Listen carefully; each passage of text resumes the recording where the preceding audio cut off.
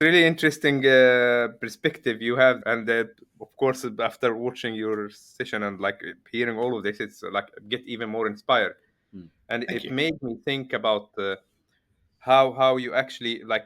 Since we're talking about that, we cannot just jump in with the newest of the newest, like just implementing everything and get follow the hype. Mm. Thinking about what you actually working in your focus area, Mm. which is healthcare, and how do you think this AI wave is affecting this area? Healthcare is a really interesting one, right? Because what you can't do is prescribe things. Mhm. You can't go, okay, well, given the things that you've told me, you have this disease, Mm. right? Because you Yeah, can't predict that sort of stuff. Because if you do, you have to be 100% sure that the prediction is correct, Mm. right? Yeah. And like most things, and if we all remember the early days of machine learning, and I Mm. don't mean the early days of machine learning, that's 60, 70, 80 years ago, right? But in terms of the machine learning revolution and the volume and so on and so forth, data volumes and everything else, a lot of people realized very early on that their maturity in that space wasn't as high as they thought it was, right? Because Mm. they didn't understand their data. Uh, this is no different, right? So I think it's like any tool; it will take some time to mature. We're not there. So things like healthcare is a good example. Also, very litigious in certain jurisdictions. You can't make a prediction of someone's health outcomes based on a model alone.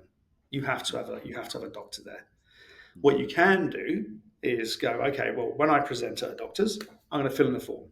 Right, I'm going to fill in the questionnaire. Having filled in that questionnaire, how do I feel? What the various things are?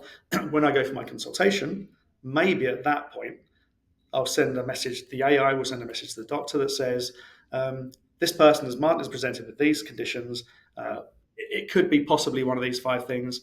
And what it does is, again, it's a productivity tool, right? What it's doing is getting the doctor a head start, Mm. so they don't have to ask all those questions, Mm. which makes the consultation much better.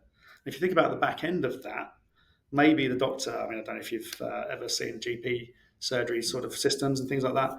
GPs don't tend to write full words for things when they're doing summaries. They tend to use codes. Those codes are very standard across the world. Taking that and translating that into something that's meaningful to the person who's just been to see you, which is some of the stuff that health data services can do inside yeah, Azure. You know, there's a lot of things around those sorts of things, right? And follow ups, or Mm. all that kind of automation stuff. This person presented at this point. We need to have a follow up appointment. Have the follow up appointment, and then have some kind of automation across the back of that. That's just automation, but if you can build some smarts into that as well with an AI process, indeed. so much the better, right? So there's a lot of things that you can do that don't mean that you have to go, this AI is now your doctor and he's going to diagnose you and he's going to prescribe you, because we are so far away from that. We'll probably never ever get there. And ironically, I like to think of that as from a co-pilot perspective. Mm. I don't think we'll ever remove pilots out of planes, Mm. because you know we anybody who knows the automation systems on planes knows that sometimes they can go a little bit wrong. Yes, track. Yeah. And let's just leave it. Let's just leave it there, right? But so having a pilot who can push the button and turn it off is super important. Um, Yeah. and we have automated vehicles, we have automated taxis in some countries now as well, and that's a relatively simpler problem to solve, but they still crash, Mm. Yeah. right? Because humans haven't been removed from every part of that Mm. system, because there are still cars being driven by humans, and Mm. they're less predictable. So the automated systems can't do all of it, and yeah, it's the same. It's the same with co-pilots. They Mm. can't do everything, so you have to assume that there has to be some human interaction somewhere. Mm. And healthcare Yes, is a great example of where you need that human interaction. Yeah, definitely. you can't predict everything using AI, or even humans themselves cannot predict everything. No. Correct. Uh, so yeah, and